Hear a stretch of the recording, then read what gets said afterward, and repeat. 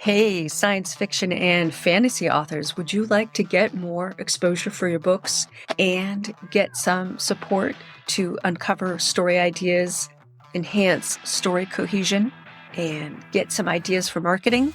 Then sign up for my 30-minute story success clinic interview on my podcast, How to Write the Future. Every 30-minute story success clinic is recorded and gets aired as an episode of the How to Write the Future podcast. So sign up today. The link is in the show notes. And now let's get on with the show.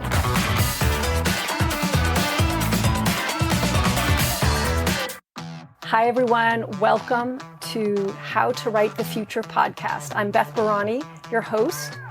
This podcast is for science fiction and fantasy writers who want to write positive, optimistic futures, because when we vision what is possible, we help make it so.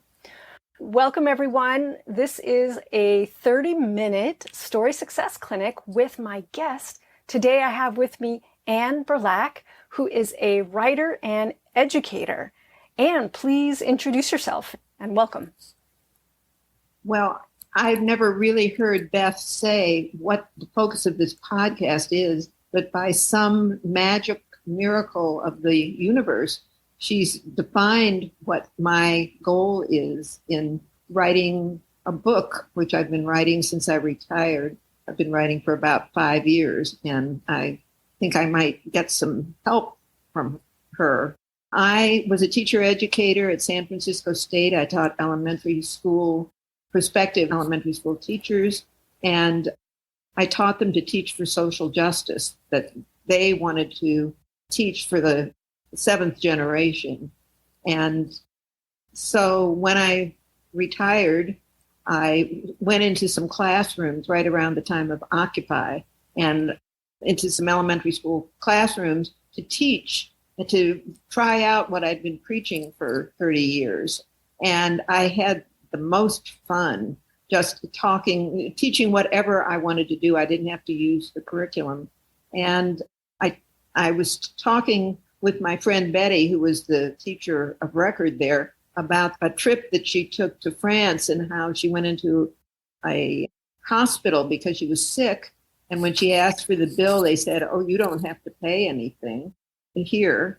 And then when they handed her the medications and told her she didn't have to pay, my inspiration was a boy sitting in the back of the room. His face will never, ever leave my imagination. It was a look of surprise that you could go anywhere in the world and have your health care taken care of. And he said out loud, "I'm going to France." And I realized that he couldn't even imagine a world where everyone would get the health care they needed. And so I decided, ever since a child, I've wanted to write fiction, but I have never done it except for one small book that I wrote that was for young, very young children. So that's how I got started in writing. Oh, that's fabulous. And so we're here today to hone in on maybe one or two of the challenges that you're having in your current work. And you let me know ahead of time that you're working on something that could be classified as science fiction because it's set in the future. Is that right? Well, it's happening in my imagination in upstate New York right now, but it has a long history in my imagination that started after the Civil War. And after talking with you about science fiction, and you were saying it could be science fiction, well, I guess it just depends on what science fiction is. Absolutely. I mean, a lot of people define it as stories that are inspired by science or inspired by make things operate differently in the world that we have them. And there it kind of crosses over into fantasy, you could say. Is it an alternative present? So it sounds like you're working kind of on an alternative present, which includes an alternative history. And that's all under the umbrella of speculative fiction. Oh, okay. Where we're making up new rules of society, new rules of being in the world, new rules of interacting with each other. Right. So what attracted you to jump on this opportunity? What is the challenge that you're having? And then we'll talk about it and see if I can help you sort things out. Well, as I said, I was inspired by years and years of elementary school teaching and realizing that children, young adults, and adults, that none of us really have an image that another world is possible, that a really possible existing world that doesn't require any different laws of nature, and how would it set up. And in all of my years of teaching, I'd read quite a bit about alternative ways of organizing the world and people's utopian visions. And so I had some ideas about what other people had thought of. And I wanted to create a world where actually these people have interaction with the rest of the world. They live in a town called Clarity. The premise of the book is that a Black family in Oakland is evicted. The father has just died, but they're invited by an aunt to come and live in a place called Clarity, which had its origins just after the Civil War, that Black and white people, abolitionists and Native Americans got together and created a world that was very egalitarian. I think that's the main thing, but it was also very cooperative, and there was mutual caring as opposed to being individualistic and capitalist. People were very social oriented and cared about one another. The reason I had its long history is that it would certainly take a long time for people that have been socialized to capitalist competitive ideas to have those reduce, even though back in the 1870s, they weren't as strong as they are today, the capitalist assumptions. It was very individualistic.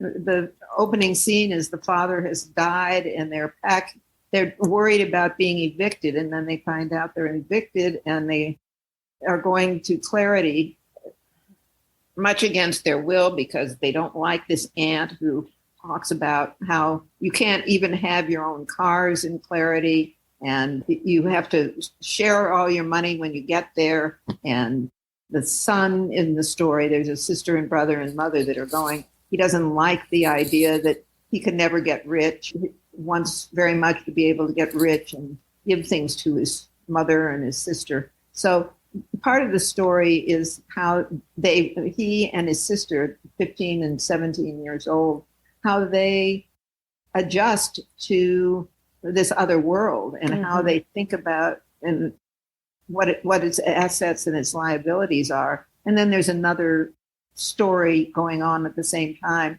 that there is a family, and actually the whole outside world is really against Clarity because it threatens their values. So there's that struggle too. I've worked a lot with those formulaic things to get the structure right. And I really worked it, and I've got the structure and I've got a plausible story, but I don't think it's a page turner. I haven't had much feedback, except I paid one person who helped me do that part of it to get a good structure for that would work with the climax and the denouement and just at almost the right places. And sometimes I'm a good fiction writer, not great, but good. But now I'm ready. I think the characterization needs to be really changed. And I think that I'm very aware as a white woman writing a Black family, but I couldn't help it. It was what I envisioned so much, because here in Oakland, those are the issues.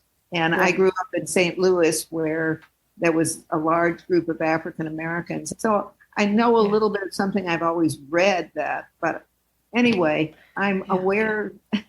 I did it knowing that I'm making my job much harder, but my imagination didn't work with, I think I know more about poor Black people than I do about poor white people, neither one of which is my culture.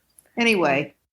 So your question about how to make it a page turner, and then you zeroed in on the first thing that I was thinking about, which is, are your characters compelling? Do they come alive? Actually, I think I have the guy better because he was a friend His name is Brandon in the book, the brother, a really great kid.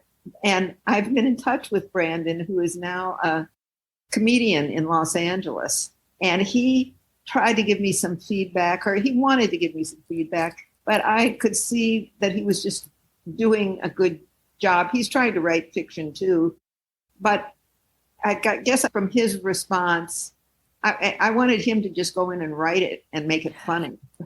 Oh, yeah, right. But that was not to be. Right. And so I don't quite know what I need to do to make it a page turner. It has a mystery in it and coincidences and things that come together. Mm-hmm. But it may be beyond my capacity to do it, especially at this age. Well, it sounds like you've learned a tremendous amount in the time you've been writing. So you could learn a few more skills if you want. Yeah. Really, I've been spending the past 3 or 4 weeks since my grandkids went home, just waiting to see. And then you showed up. What should I do? Should I quit? I mean, I really don't quit. So I have some advice for you. And the first thing is something that you touched on before we started recording, which is getting readers of the culture you're writing about, so African American readers, people call them sensitivity readers, for them to give you feedback on whether or not you are hitting the mark, so to speak. What I'm missing. Right, where you're missing the mark and where you're hitting the mark too. So there are resources there, and I can send them to you afterwards, and I can also share some general resources with people. There's a lot of wonderful resources out there on writing the other. It's called. What do we do when we're writing of cultures that aren't ours? I've done so much research on different things that would connect, but never on that. So that's great. Oh, good. The other is from purely a characterization point of view. And there's a chapter of this in my book, Plan Your Novel Like a Pro. We have a chapter on emotional core, which is all about how do you make the characters relatable. And a big part of that is really making it clear to the reader what is at stake for them. Yeah, and I think I've had one of your books at some point, and the idea that's in my mind, what is at stake. But maybe to center that. Absolutely. And then the third piece that we look at when we're creating a page turner is, the simplest way I can say is questions and reveals. So there's first a question, and then like in chapter 1, the big question. And then in chapter 2 or scene 2, you reveal part of it and you ask a new question. And now we as the reader, like, what? How are they going to figure that out? And so you stagger questions and revelations, answers really, that through the characters want to know, the readers want to know. Well, and that's what it is. Like, are we really going to clarity? No, we're not. Yes, you are. And then when you get there, is it so terrible? And I've done that, but what was the one you mentioned just before? That was the one I haven't done. The first thing you said. Do you remember? Oh, we talked about emotional core, so making characters relatable. There's something about character that I don't know, and you were talking about a chapter in your book. Yes, so the chapter is emotional core, and in the Plan Your Novel Like a Pro book, we first talked about stakes. What's at stake? What's at stake? Yeah. I don't know exactly if I've zeroed in on that. Also, making our characters relatable. Yeah, and I know that that's a rule. I don't know how well I've done it, but I think I've got to really change my idea. I think my main character, all of a sudden it dawned on me, I had this idea that it was her emotional journey, but I think I made her too naive in the first place. You know, a lot to learn, and she becomes a spokesperson and a sort of whoever that girl is that's from the Netherlands or whatever. You know who I mean? Oh yeah, the young woman who speaks for the environment. Right. Yes, I know. Greta Thunberg. My character, Kayla, ends up kind of like that, but she doesn't have to start from such a lowly place. Yeah, and that can also relate to relatability. Relatability isn't likability.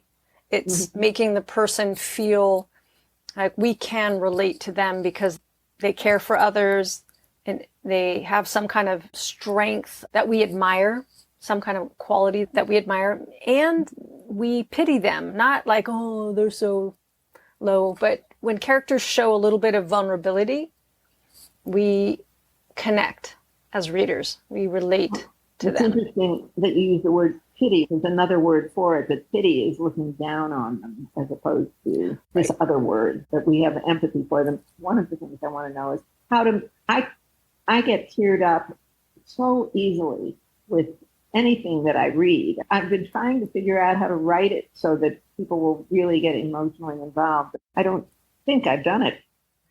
Yeah, absolutely. And to help them get emotionally involved, one of the biggest things I notice writers leave out is using the five senses and all the sensory language that we can. Mm-hmm. And that will allow the reader, we automatically port ourselves into other people.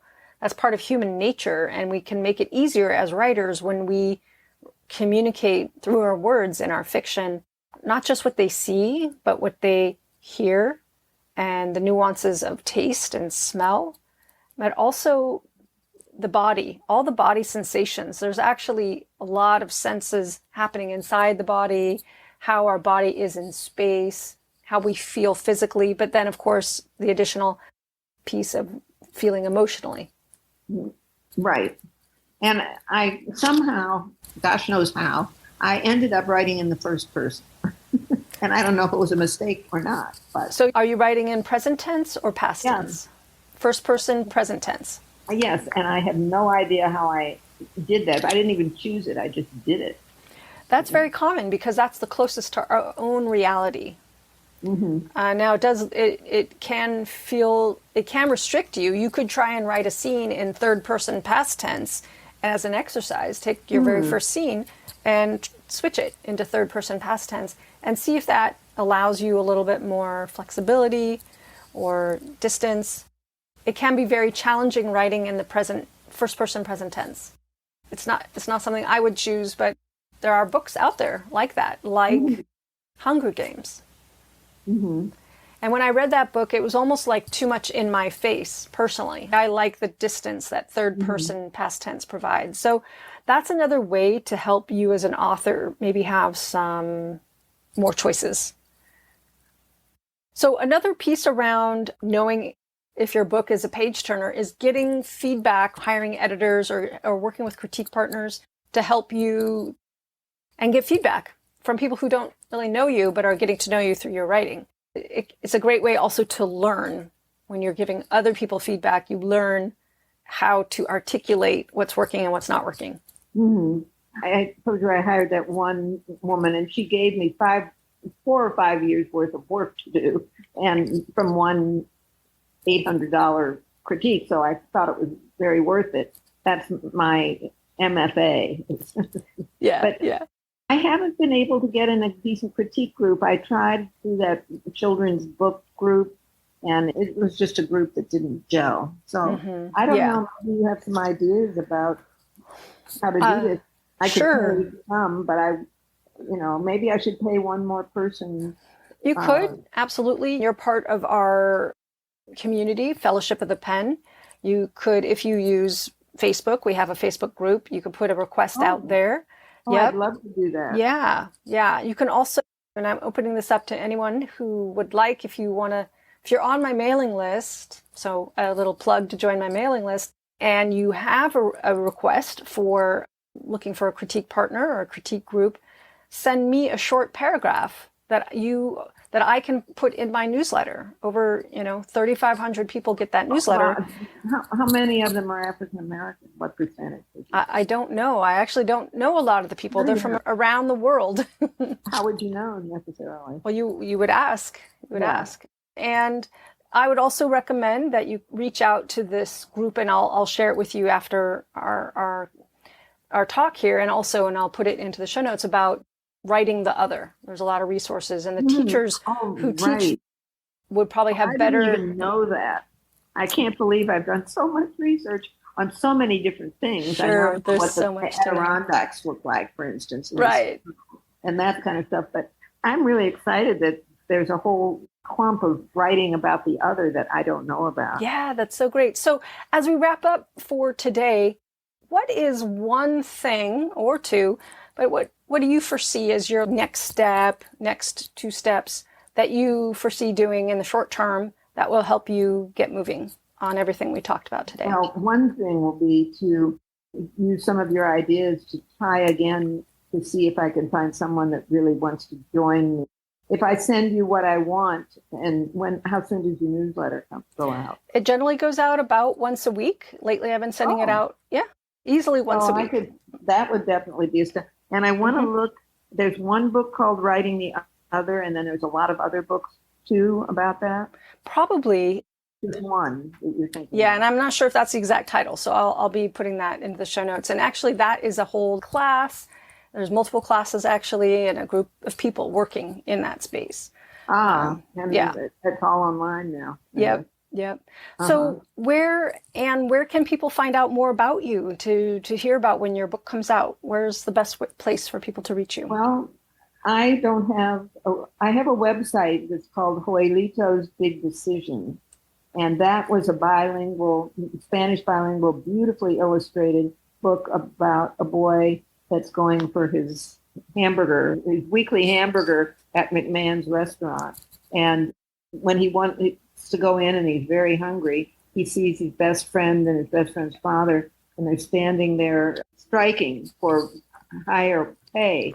Anyway, that's the best I have for a website. I could probably expand it now and just rename it as Ann's Books or something like that. But the best place would be to write me at ANNC, as in cat, BERLAK at yahoo.com. Anybody who's interested, especially anybody that would be interested right now and they don't have to be African American to give me feedback, but I would also appreciate that any Black people that are interested in this story. It's a really good idea and a good story. Hope to do justice to it. Yeah, that's great. Well, I'm really appreciative, Anne, that you signed up for this 30-minute Story Success Clinic. Thank you so much. I look forward to hearing about your next steps.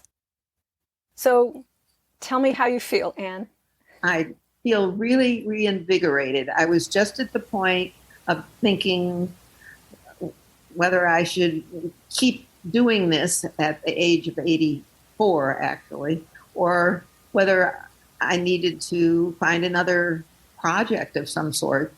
And I've invested a lot of time and I've had a great deal of fun. And I didn't really want to quit. And I've been bugging my friends on should I keep going and not. So I feel like I'm going to keep going. I'm so glad to hear that. Well, thank you so much, Anne, and have a wonderful rest of your day. Stay cool, and I'll definitely be in touch. Okay. All right, take care. Bye-bye. Bye-bye. Write long and prosper. Science fiction and fantasy authors, sign up for your 30-minute Story Success Clinic and get more exposure for your books.